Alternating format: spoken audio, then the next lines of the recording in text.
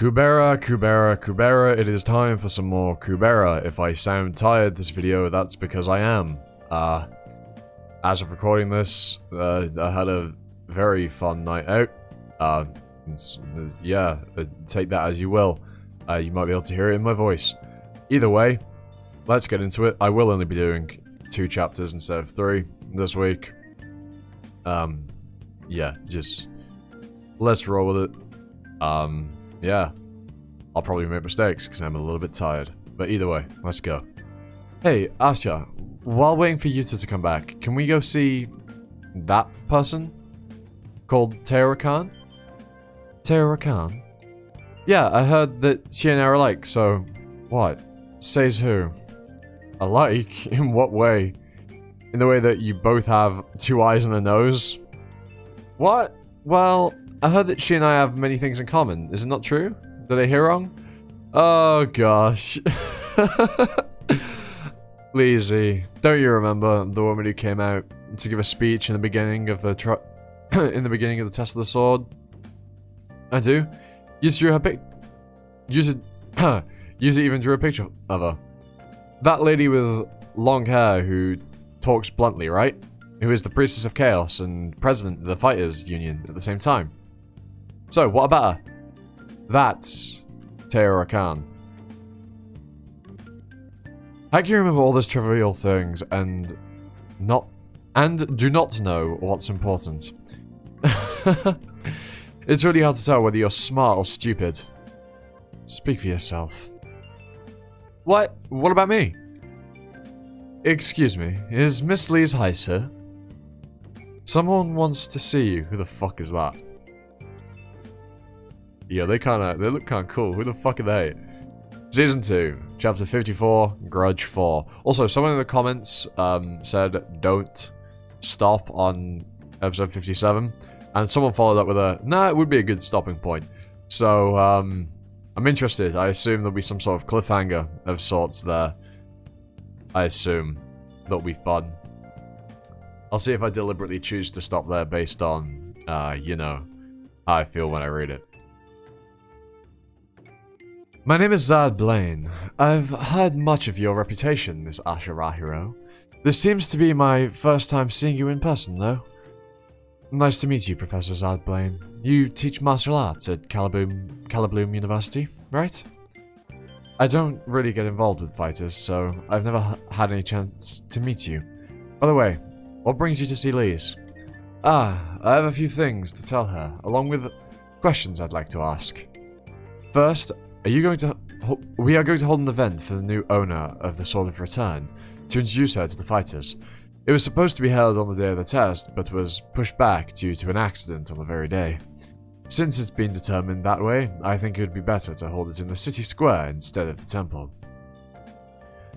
In the city square? Is it unavoidable? I'm afraid so. The event has a long tradition, and there are so many people who are curious about who had drawn the sword. Why? Is there a problem with Lise being introduced? Oh shit, wrong character. Why? Is there a problem with Lise being introduced? Oh well.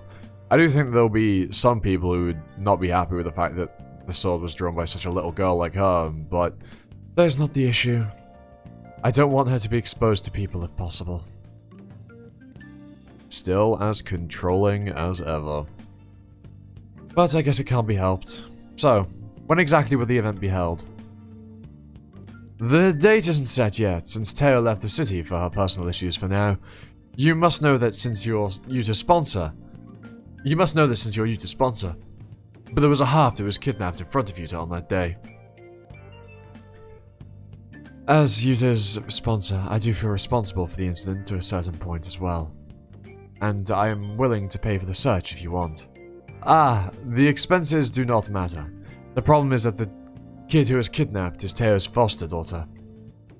That's why Teo's put everything else aside and went out with the fighters in order to find her daughter. Why didn't you go with her? I need to supervise the practical exam for the break semester. Excuse me. It sounds like there has been some problems while I was away. Then, do you know what happened to that girl? When I entered the test center, a girl in blue hair, with blue hair, attacked me, saying that she wanted this bracelet. At first, I thought she was a test supervisor, but something didn't feel right, so... A girl with blue hair? What girl? Because nobody else saw Sagara. Either that or... Had Sagara gone male before, Ran showed up? I think that's how it played out. It's honestly been a while since I read that, hasn't it? Fuck. So, the humans are out, along with God Hava? Yes, they don't seem to be headed in a certain direction, but they seem to be just wandering around the forest. There are too many to see as an ordinary patrol. At that, they all look like fighters or magicians. Seeing that God Hava is with them, I think we'd better approach them. Any possibility of God Hava having turned his back on us and becoming human guides? I fucking love Hura. The chaotic energy that Hura emits is just a joy. I love how fucking chaotic this bitch is. There were only dozens of them. God Hava should know that it is not enough to deal with us unless he's an idiot. Well, that is true, I guess.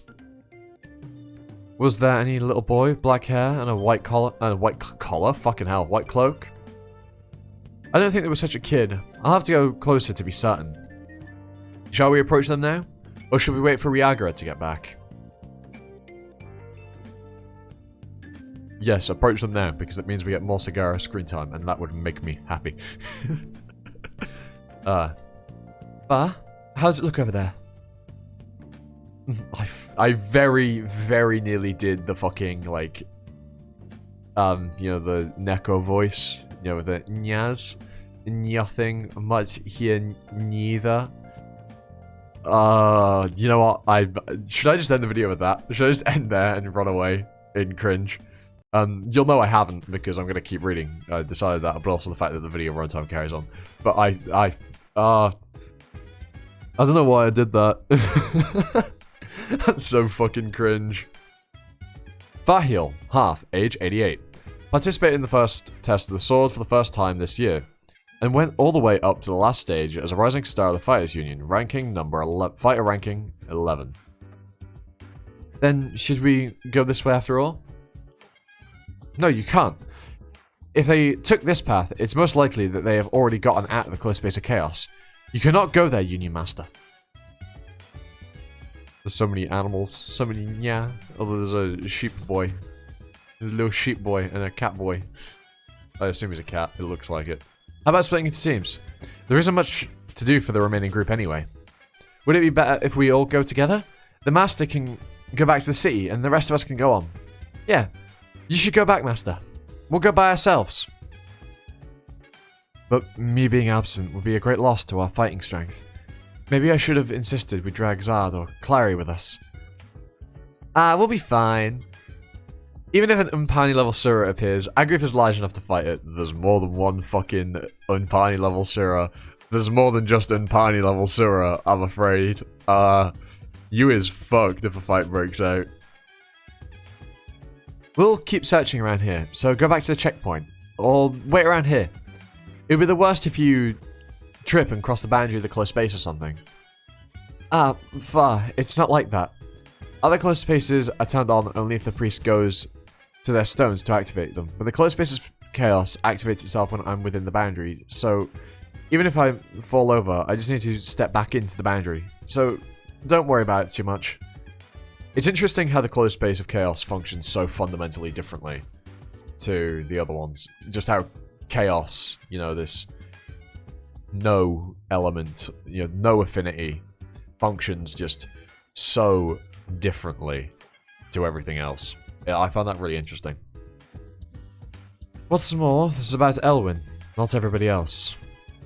I understand how you feel, Teo. You can't just go back when you've lost family. He knows.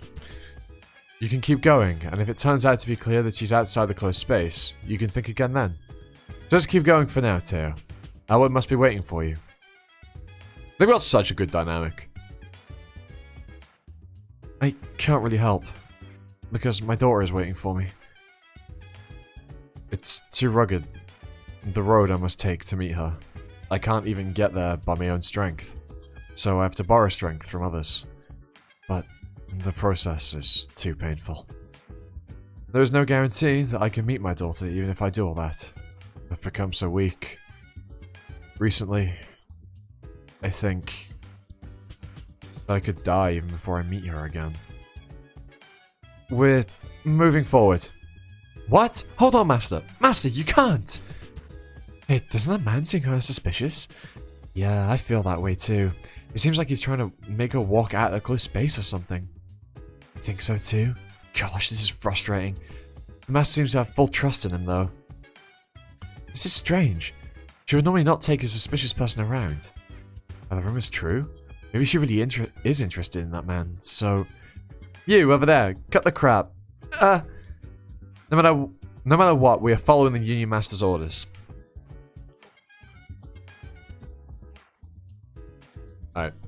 This will be the last chapter for the video. It'll be, well, I say it'll be a bit short. It probably won't actually be too much short, given I've been going for 10 minutes already. Well, 11. I can read well. Oh, they've started moving toward the boundaries of the closed space again. Pingara, did you hear anything up close? Just look at the chibi Huras. Look at them. Just fucking look at them. She's so much fun. Low-key, Hura is just fun. Guessing from the conversation, the blonde next to Godhava is the priestess of chaos. And the half Riagara brought with her seems to be the priestess's family. Wow! And Godhava being with her should mean... Now, it's pretty clear what he's planning, Sagara. It seems that Godhava has chosen to bring her out of the closed space rather than to kill her in person. Using this opportunity that Riagara has brought, that priestess has given... using the opportunity that Riagara had brought... Right, I feel like there is a word or two, or some punctuation missing from that line, that like, a block of text. Using the opportunity that Riagara had brought by taking... that priestess's family, or something along those lines. It feels like there's words missing there. How funny. He doesn't want to kill the priestess, so instead he's luring her outside the closed space, but doesn't care if the other humans in the city dies. What about the priestess who will watch that sight? Will she just stand there, watching the city collapse? No, of course not. Oh, Brilith. I can't wait for more Brilith, man. I know we had some not too long ago. But yeah. Yeah. A priestess is someone who will never abandon this city just to stay safe all alone.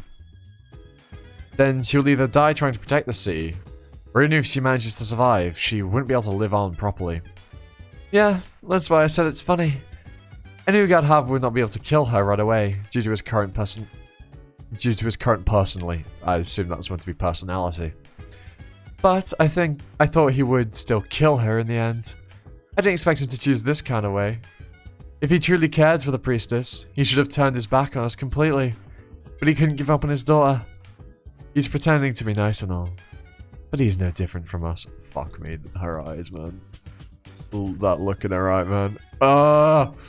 Sorry, I'm damn bad, but you already know this. Season 2, Chapter 55, Grudge 5.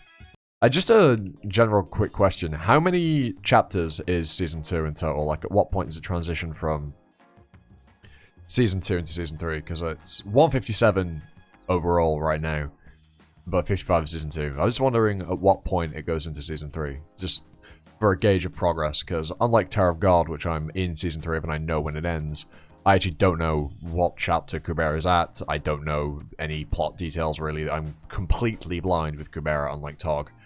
And I don't know how long Season 2 is either. So, just for a little bit of enlightenment, if you could drop that in the comments, someone, if you're watching at this point.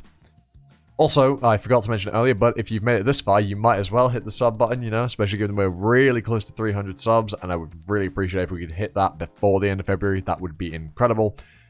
So yeah. And if you are subbed, share the video around. If you're a G, you'll do it. Come on, bro. I'm right, look. Enough shameless self-promotion and shilling and all that cringe YouTuber stuff. Let's get back into reading the chapter. Year D500. Sura Realm. Stronghold of the Ananta tribe. Manasvin. We cannot expect any help from here, from other tribes after all. Our alliance. The Asura tribe is caught up dealing with the Yaksha and Garuda tribes, and the Kinara tribe is under total internal trouble over the power of the name. So, they're too busy. I was relieved when Taksaka, the second in command of the Vritra tribe, came, which we didn't even expect, but that dragon is just watching the fight. Damn. So, we're left with two options. Now, whether to give up Ananta, or go to rescue him, risking so many lives. Vasuki has already left to rescue Ananta, so the fate of our tribe lies in your hands, Manasvin. Hold on, there's something strange. Of course, Sagara is involved in all of this. Yeah. Asura. Yaksha, Garuda, Kinara, Vritra. There's one missing. Gadhava. What does the Gadhava tribe have to say? They're not in a hostile relationship with us, are they? Don't tell me that they refuse to give us any help. Well...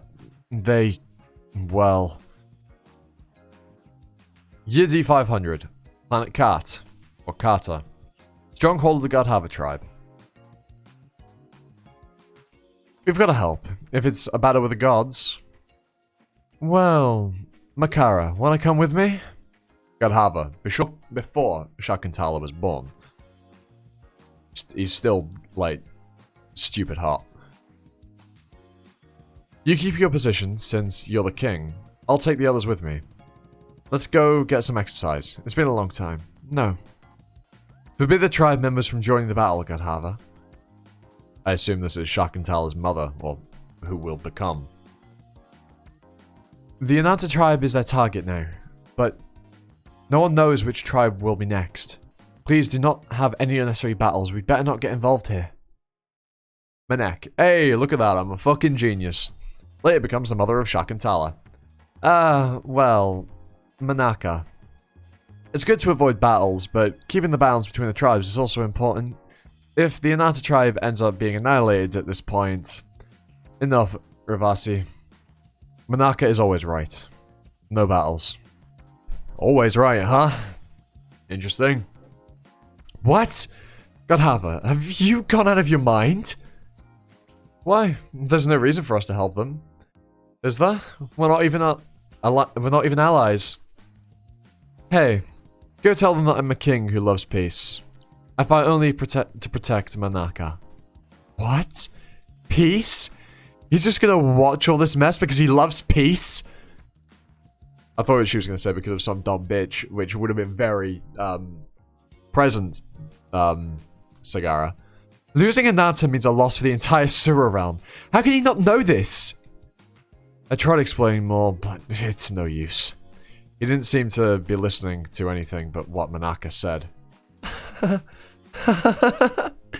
We're doomed. Gadhava's become a fool. A fool. A fool. A fool. Fucking hell. A fool, all because of Manaka. We should have killed that annoying bitch before she seduces him. Wait, hold on. Did I read that right? Interesting. Past tense. Future tense. In the span of... a speech bubble. Rather than speaking ill of Manaka, let's think of what we can do, Sagara. What the hell, Manasvin? Why are you so calm? Aren't you even angry about this? I am probably more mad than you, Sagara. I despise those hypocrites who pretend to be only good guys. All they care for is their surroundings. They're the real selfish ones, after all. Manasvin? Being selfish itself is alright, because it's natural to care for oneself and one's surroundings first. But the problem is with the ones who try to make them look virtuous for being so. You know what? Sagara, I hate those who celebrate with themselves after killing one Nastika, with everyone's help, by every means, and say that it was a victory of justice. And I also hate those who close their eyes to blood splattering outside, thinking the world is peaceful as long as one's own world is safe. In contrary, Sagara, you're honest, and that makes you lovely. Now, let's go. We have to protect Ananta. In case we fail to protect him, we will destroy the ones who caused Ananta's death till the very end. What should we do now, Sagara? Aim the transcendental skills for the place around the boundaries of the closed space and stand by. At the moment the priestess steps over the boundary, kill her by using transcendental skills. What? But Godhavra must have brought the priestess out here in order to keep her alive. Why should we need to consider something like that? All of this will end in vain if the priestess goes back into the closed space. We cannot help him pretend to be a good person by risking such a situation. The moment she gets out, kill her. To be continued. Alright, like I said, yeah, this has in fact turned to be a regular length video for Kubera, even though I've read one less chapter. Anyway, I hope you enjoyed. Sorry if I seemed low energy, like I said at the beginning. I'll let you infer details, because I don't care. I don't really know what the point of that, me saying that was, but hey, whatever. Yeah, yeah, I'm rambling at this point. Fucking hell. Anyway, with all that out of the way, I've been Animosity, you've been you, and I hope to catch you all next time for another video. Ta-ta. For now. Why did I say that differently this time?